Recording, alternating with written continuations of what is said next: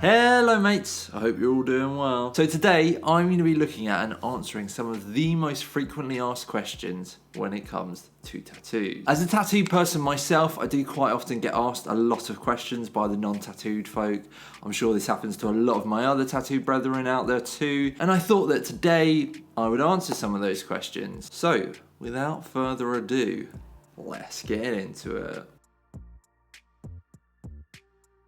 Okay, so the number one question that all tattooed people will hear all day, every day, is do tattoos hurt? Yes! It's a needle piercing through your bloody skin. Funny enough, it does hurt. How much it hurts though really depends on the area that you're getting tattooed, how many nerves are in that area, if there's much like fat or muscle in that area, or is it like a bony area like the ankle is. Lots of things can affect how much a tattoo hurts, but let's not mess about here. Tattoos do hurt. If anybody tells you they don't, they're lying to you, and they're potentially lying to themselves too. Nobody's saying that all tattoos are agony, but again, it's a needle piercing through your bloody skin. Okay, next question.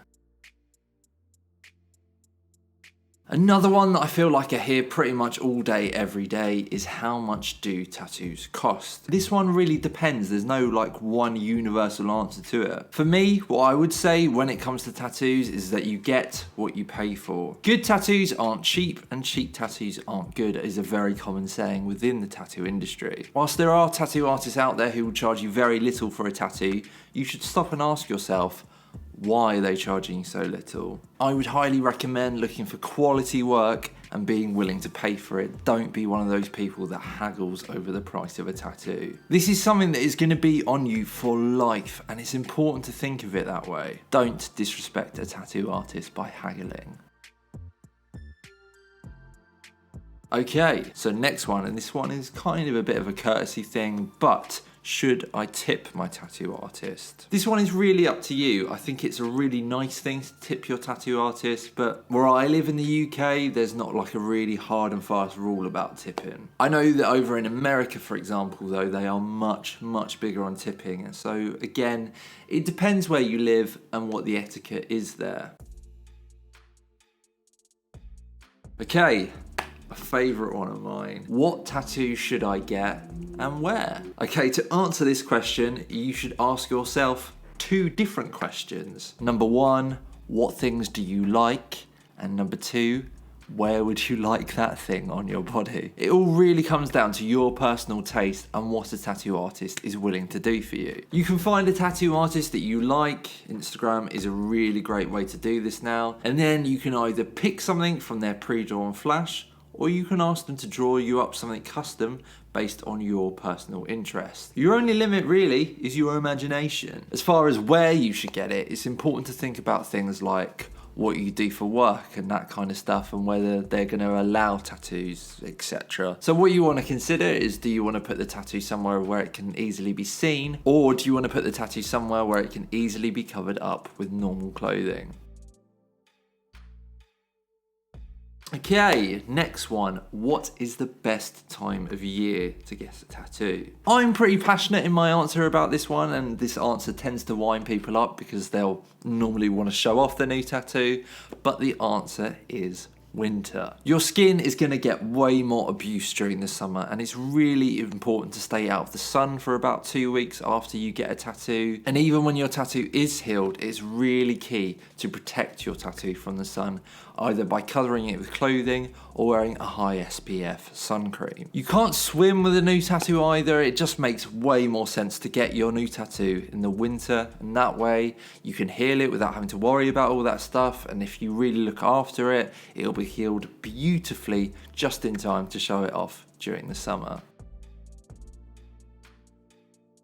Okay, next question. Is it okay to get a new tattoo when you're sick? I'd say getting a tattoo when you're not feeling 100% is generally not a good idea. Your body should really be concentrating on healing your new tattoo, which is something your body is just going to struggle with if it's already having to battle off an illness. On top of that, it is pretty inconsiderate to bring an illness into a tattoo studio and risk potentially infecting all of the other people in there who are getting tattooed, as well as your tattoo artist. If you're then passing those germs onto your tattoo artist and then them potentially potentially getting sick.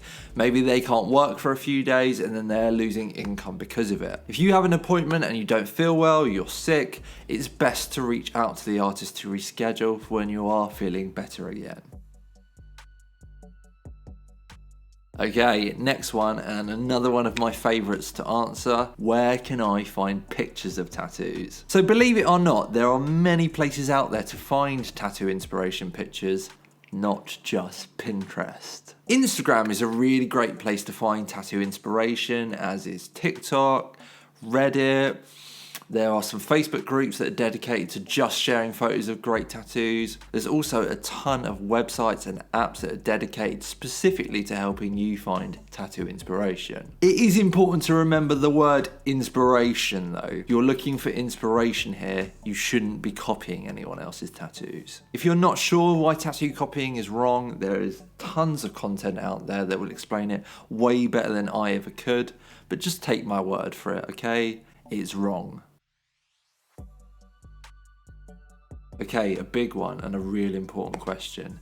Can I drink alcohol or use drugs before getting tattooed? No, you should not. Drinking before getting a tattoo has various effects on your body as well as your mind that you really want to try and avoid when you're getting tattooed. For example, your blood is going to be thinned if you've been drinking, which means that you're going to bleed way more. That is then going to make it much harder for your artist to get the ink to go into your skin. Also, your body's healing abilities are affected, and chances are, if you've had a bit to drink, you're probably not going to be in the right mindset to get a tattoo. Tattoo studios tend to have a consent form that you will need to sign before you undergo getting a tattoo, and one of the things it will require is for you to have not drunk alcohol or done drugs for 24 hours beforehand.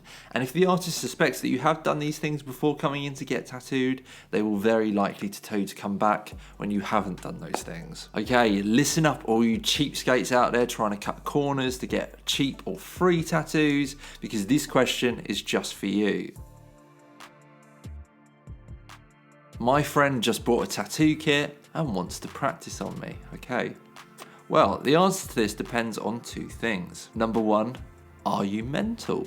And number two, are you fucking mental, mate? No! Do not let anyone near you with a tattoo machine if they are not a trained or at least an apprentice tattoo artist. And even then, that should only be in the comfort of an actual tattoo studio. Your mate could quite literally be putting your life into danger by trying to learn to tattoo at home.